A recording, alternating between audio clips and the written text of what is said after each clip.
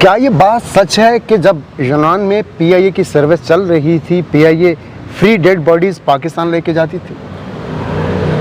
देखिए, किसी लिहाज से वो जो हमारे ग्राउंड मैनेजर हुआ करते थे, यहाँ पे स्टेशन मैनेजर जिनको बोलते हैं, वो अपनी अथॉरिटी को इस्तेमाल करते हुए या फ्लाइट में गुंजाइश होने के नाते या फ्लाइट में कार्गो की पोजीशन देखते हुए कभी कहीं किसी वक्त वो फेवर कर देते थे, यहाँ एक एक्स्ट्रा समझे कि extra way out of the way होके, तो वो उसको फेवर करके उसको एक डिस्काउंटेड प्राइस दे के उस डेड बॉडी को लोड करके ले जाते थे।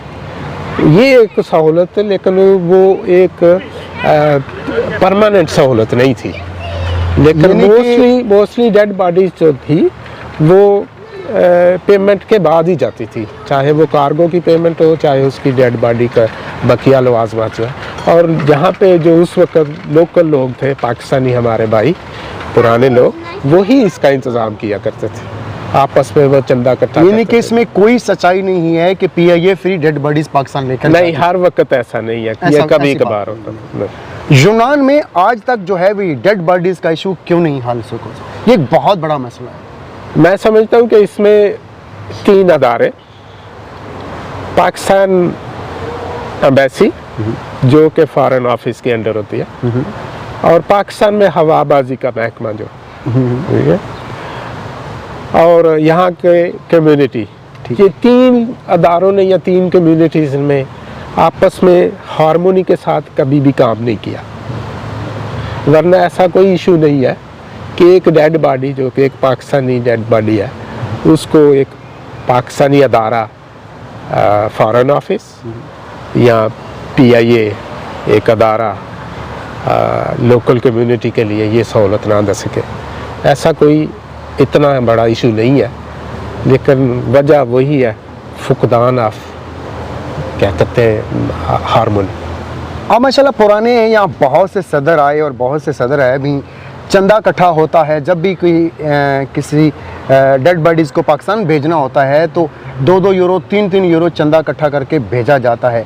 क्या आज तक ऐसा कोई प्लेटफॉर्म क्यों नहीं बन सका जो एक प्लेटफॉर्म ही हो जहां तमाम पाकिस्तानी जो हैं पाकिस्तान एम्बेसी के साथ मिलकर चंदा जमा कराएं और डेड बॉडी जो है वो बिना पैसे मांगे पाकिस्तान भेजी जा सके?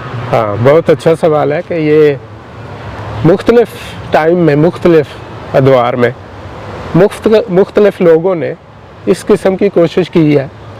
मुख्तलिफ लोगों ने सेक्रीफाई भी किया, मुख्तलिफ लोगों ने इसमें मेहनत भी की है कि किसी न किसी तरीके से ये मामला हल हो जाए और डेड बॉडीज़ जो है ना वो पाकिस्तान बआसानी पहुंच जाया करे। मैं समझता हूँ कि वो इतनी कामयाब नहीं हुई, वो सोसाइटी या वो मूवमेंट।